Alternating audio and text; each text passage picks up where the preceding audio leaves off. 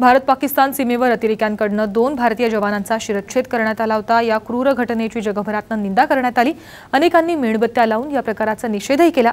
पण मेणबत्त्यांचं मेण संपतं न संपतं तोच या शहीदांच्या कुटुंबांना आपण विसरलो देखील।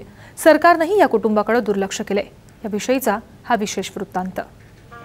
भारत पाकिस्तान सीमेवर 8 जानेवारीला घडलेल्या घटनेनं प्रत्येक भारतीयाचं मन सुन्न झालं।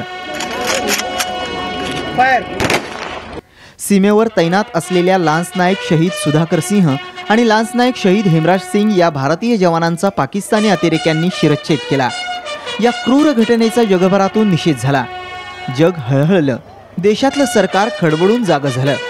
आश्वासनांच्या आश्वासनं दिली गेली, पण प्रत्यक्षात कुटुंबापर्यंत ती किती पोहोचली?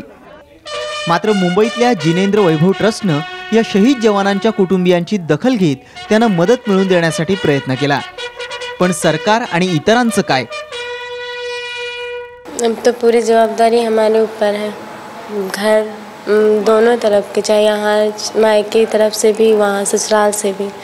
ससुराल में भी जो करते थे यही करते थे। भाई साहब हमारे जॉब में नहीं थे, यही करते थे, यही जॉब में थे। इस पूरे हमारे घर की जो भी। सुधाकर सिंह यांच्या मागे पत्नी, 4 वर्षांचा मुलगा आणि आई वडील आहेत। थोडी शेती आहे। सर्व जबाबदारी पत्नीवर येऊन पडली आहे।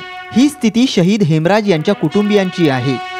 हेमराज यांच्या मागे पत्नी, 2 लहान मुलं, वृद्ध आई आणि भाऊ असा परिवार आहे। अवघी 2 एकर शेती, त्यावरच सर्व कुटुंब गुजराण करतंय।